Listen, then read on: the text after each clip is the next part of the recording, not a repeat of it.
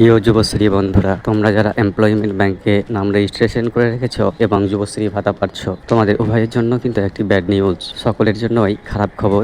বন্ধুরা, তোমরা যারা যুবশ্রী ভাতা পাচ্ছ এবং অ্যানেক্সা 3 অনলাইনে ফর্ম ফিল আপ করেছো, তাদের জন্য আগামীকাল অর্থাৎ 4 মার্চ কিন্তু অত্যন্ত খারাপ দিন হতে চলেছে। কেননা এই 4 মার্চে কিন্তু তোমাদের রেজেক্ট লিস্ট প্রকাশিত করা হবে। এমপ্লয়মেন্ট ব্যাংক এর তরফ থেকে একটি রেজেক্ট লিস্ট প্রকাশিত করা হবে। অর্থাৎ 4 মার্চ সন্ধ্যা 5টার পরে তোমরা এমপ্লয়মেন্ট ব্যাংকের ওয়েবসাইটে গিয়ে অবশ্যই স্ট্যাটাসটি একবার চেক করে দেখবে।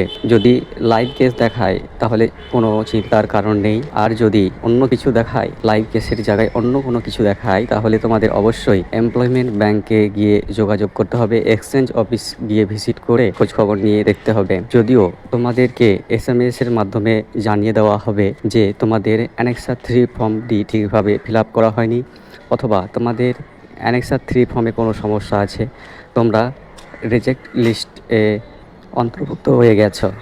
এমপ্লয়মেন্ট ব্যাংক এক্সচেঞ্জ অফিস সূত্রে খবর বন্ধুরা, যারা এমপ্লয়মেন্ট ব্যাংকের অ্যানেক্সা 3 ফর্ম সাবমিট করার সময়তে বিভিন্ন ভুল করেছো, যারা কোনো ট্রেনিং না করেই ট্রেনিং করেছো বলে তথ্য দিয়েছো, অথবা যারা প্রত্যেকবারেই একই ট্রেনিং করছো এমন তথ্য দিয়েছো, বিশেষ করে তাদেরকেই কিন্তু এই রেজেক্ট লিস্টে দাখিল করা হচ্ছে।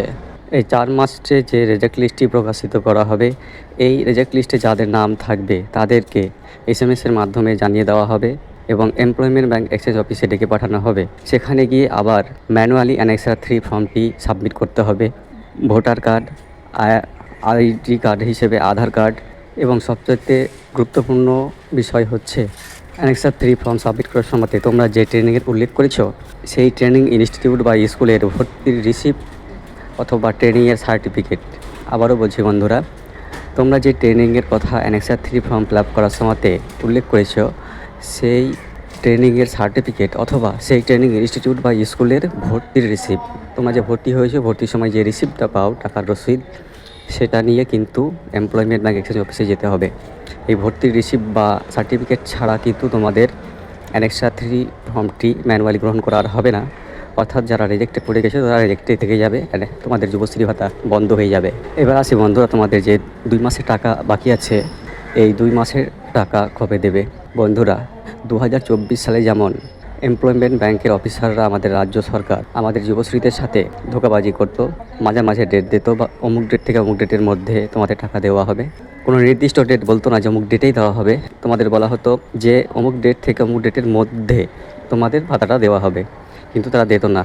কিন্তু ডিসেম্বর মাসের শেষে একবারে 31শে ডিসেম্বর থেকে কিন্তু তোমাদেরকে যখনই বলা হয়েছে যে টাকা দেবে, টাকা দিয়েছে। আবার বন্ধুরা, এই ফেব্রুয়ারি মাসের শেষের দিকে এসে সেটাই আবার পুনরাবৃত্তি করছে। তারা আবারও বারবার বলছে অমুক ডেট থেকে অমুক ডেটে তোমাদের টাকা দেওয়া হবে। কিন্তু অর্থাৎ কোনো ইউটিউবার বা কেউ যদি তোমাদের বলে অমুক ডেটের থেকে অমুক ডেটের মধ্যে টাকা দেবে, তাহলে এটা কিন্তু এই ফ্রডের মতো হচ্ছে, চিটিংবাজের মতো হয়ে যাচ্ছে ব্যাপারটা।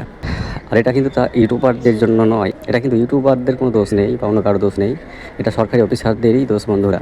কেননা ইউটিউবাররা অফিসে গিয়ে যেটা জানতে পারে সেটাই কিন্তু বলা হয়। 2024 সালে টাকা দেবো বলে যেমন দেয়নি, 2025 সাল পড়ার পর থেকে কিন্তু যখনই টাকা দেবো বলেছে তখনই সরকার দিয়েছে।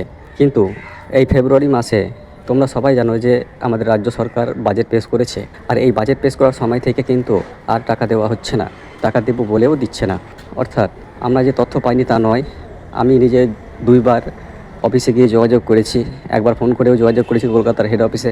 তারা আমাকে বলেছে টাকা দেওয়ার একটা ডেট বলেছে যে অমুক ডেট থেকে অমুক ডেটের মধ্যে টাকা দেওয়া হবে, কিন্তু তোমাদের সেটা বলছি না এই কারণে যে তোমরা এসব ডেটগুলি শুনে আজে বাজে কমেন্ট করছো। তোমাদের বলে রাখি বন্ধুরা, তোমরা ইউটিউবে এসে আজে বাজে কমেন্ট না করে যদি ক্ষমতা থাকে তারা অফিসে গিয়ে যোগাযোগ করো এবং তাদের সাথে আজে বাজে কমেন্ট করো। কেননা অফিসাররা টাকা দেবো বলে যদি না দেয়, রাজ্য সরকার যদি না দেয়, লক্ষ্মীর ভাণ্ডারের টাকা কিন্তু প্রত্যেক মাসে মাসে দেওয়া হয়, কিন্তু তোমাদের যুবশ্রীদেরকে বঞ্চিত করছে ইউটিউবাররা না, বঞ্চিত করছে আমাদের রাজ্য সরকার। একবার ভেবে রাখো বন্ধুরা, 2024 সালে 2 মাসের ভাতা বাকি আছে, কিন্তু এইদিকে আবার কিন্তু তোমাদের 2 মাস অতিবাহিত হয়ে গেল। অর্থাৎ এদিকে জানুয়ারি ফেব্রুয়ারি ধরলে তোমাদের কিন্তু 4 মাসের টাকা আবার বাকি হয়ে গেল। আবার এই মার্চ মাস পড়ে গেল, এই মার্চ মাস শেষ হতে হতে আবার 5 মাসের টাকা বাকি হয়ে যাবে। ভেবে দেখেছো বন্ধুরা, তোমাদের 4 মাস 5 মাসের টাকা কিন্তু অলরেডি আবার বাকি হতে চলেছে। যাই হোক বন্ধুরা, আমরা যুবকরা, আমরা বেকাররা, বিশেষ করে এই পশ্চিমবঙ্গ ও ভারতের যুবকরা ঘুমিয়ে থাকা এক জাতি, তাই আমাদেরকে এভাবেই বঞ্চিত হবে যদি আমরা আমাদের অধিকার অর্জন করতে না শিখি তাহলে।